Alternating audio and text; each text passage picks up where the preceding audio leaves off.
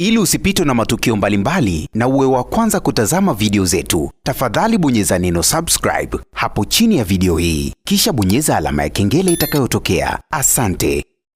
Msanii Aslay siku ya leo ameamua kuvunja ukimya kwa lile sakata ambalo linaendelea kutrendi huko kwenye mitandao ya kijamii, likiwa linamuonesha yeye akiwa huko nchini Kongo anafanya show za chaka tu chaka, lakini pia maneno yakawa ni mengi huko kwenye mitandao ya kijamii, kila mtu akiwa anajiuliza kitu gani ambacho kimemkuta msanii Aslay, lakini pia baadhi ya mastaa tumeweza kuona wakiwa wanamuonea huruma msanii Aslay kwa hiki kipindi kigumu ambacho anakipitia. Aslay ameweza kuandika ujumbe mrefu kupitia katika peji yake ya Instagram akiwa anaonesha wazi kwamba kuna watu ambao walimfanyia ubaya, kuna watu ambao wameshirikiana kumpoteza yeye katika sanaa yake ya muziki, na nitakwenda kuonesha huo ujumbe ambao msanii Aslay aliweza kuandika katika ukurasa wake wa Instagram. Lakini kibaya zaidi, tumejiuliza ni kwa nini amefanya hivyo. Huu ujumbe aliuposti katika ukurasa wake wa Instagram, lakini ujumbe huu baada ya kuisha lisali moja tu akaufuta katika ukurasa wake wa Instagram.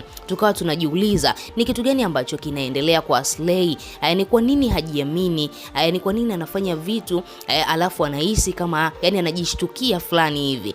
Hao ni watu gani ambao wamemfanyia ubaya, kwamba ni watu wakubwa au ni watu wazito ambao wamemfanyia hivyo, au ni wasanii wakubwa? Ni kwa nini anafanya vitu kwa uoga? Kama kweli alikuwa ameshadhamiria kuweza kuwaumbua hawa watu, basi angewaumbua tu, ili mradi tu watu waweze kujua wapi pa kuanzia kumsaidia msanii Aslay. Aslay aliweza kuposti ujumbe na kuandika akasema, najua wengi mnashangaa mimi kufanya show za chaka tu chaka huku Kongo, lakini kwa hali nilionayo kwa sasa sichagui pa kupiga show, na nimwambie yule aliyetaka maisha yangu yawe hivi, asante sana, amefanikiwa sana. Kiufupi, nimedhulumiwa na management yangu, pesa zangu zote na wakashirikiana kunipoteza. Nikirudi Tanzania nitawataja wote na kuanika kila kitu. Mashabiki zangu na wapenda, endeleeni kunisapoti. Huo ni ujumbe ambao Aslay aliuandika katika ukurasa wa Instagram, afu baadaye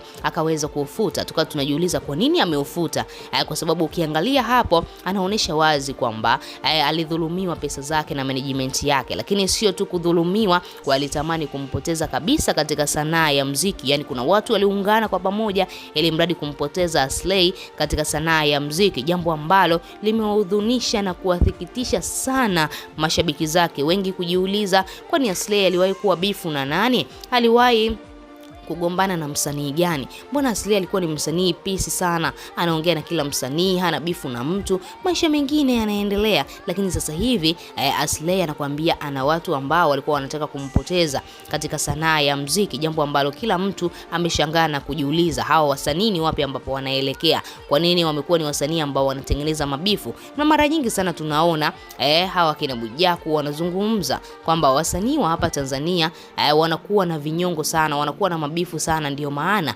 hawafanikiwi na kufika mbele. Wasanii wa Nigeria wanashirikiana, wanafanya kazi kwa pamoja. Huwezi kukuta msanii wa Nigeria eti ameweka matabaka kwamba huyu ni timu WCB, huyu ni timu Kiba, hata siku moja. Na ndio maana Nigeria hawana record label.